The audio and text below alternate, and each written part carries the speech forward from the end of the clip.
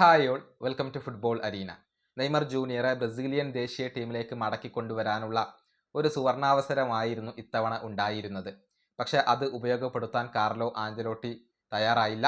അതായത് നെയ്മർ 100% റെഡിയല്ല എന്ന കാരണം പറഞ്ഞുകൊണ്ടാണ് അദ്ദേഹത്തെ കാർലോ ആഞ്ചലോട്ടി ഒഴിവാക്കിയിട്ടുള്ളത്. ഇനിയിപ്പോൾ വേൾഡ് കപ്പിനുള്ള ബ്രസീലിൻ്റെ സ്ക്വാഡിൽ നെയ്മർ ഉണ്ടാകുമോ എന്നുള്ളത് നമുക്കിപ്പോഴും ഉറപ്പിച്ച് പറയാൻ സാധിക്കാത്ത ഒരു കാര്യമാണ്. ഇതുമായി ബന്ധപ്പെട്ട ഒരു റിപ്പോർട്ട് ബ്രസീലിയൻ മാധ്യമങ്ങൾ പങ്കുവച്ചിട്ടുണ്ട്. അതായത് നെയ്മർ ജൂനിയറെ വേൾഡ് കപ്പ് സ്ക്വാഡിൽ ഉൾപ്പെടുത്തണം.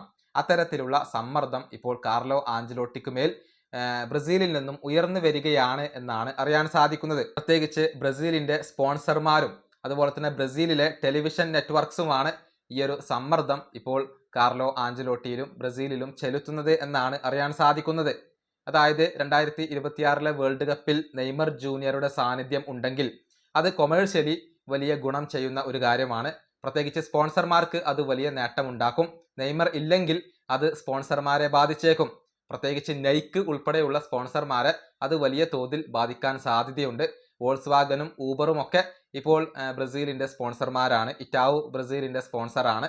അങ്ങനെ അവരെയെല്ലാം നെയ്മർ ജൂനിയറുടെ അസാന്നിധ്യം ബാധിക്കാൻ സാധ്യതയുണ്ട്.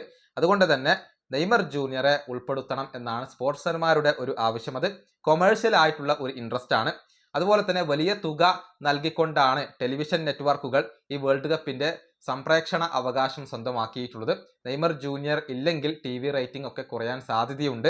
അതുകൊണ്ട് തന്നെ നെയ്മർ ജൂനിയറെ ഉൾപ്പെടുത്തണം എന്നുള്ള ഒരു ആവശ്യം ടെലിവിഷൻ നെറ്റ്വർക്കിൽ നിന്നും ഉയരുന്നു എന്നാണ് ബ്രസീലിയൻ മാധ്യമങ്ങൾ റിപ്പോർട്ട് ചെയ്തിട്ടുള്ളത്.